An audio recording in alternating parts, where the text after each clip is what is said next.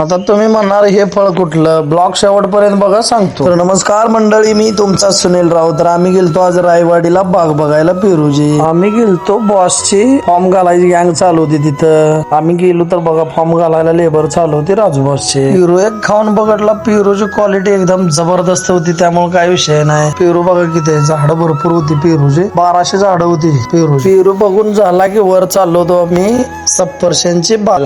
एवढ्या माळाला सफरचंद पिकवायची म्हणजे काय सोपी गोष्ट. लोकेशन बघा कसं.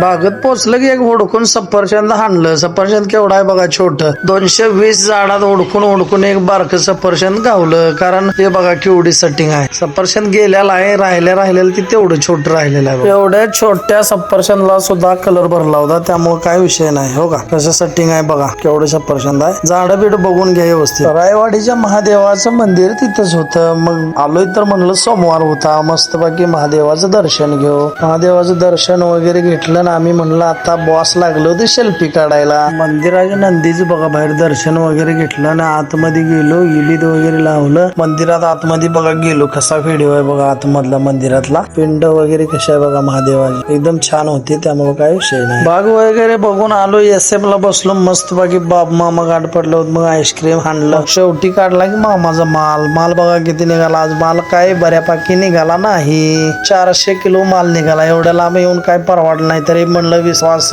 असू दे, बंडा जाऊ दे झाडून. भेटू पुढल्या ब्लॉग मध्ये, पार्ट 2 मध्ये मुलाखत बघा.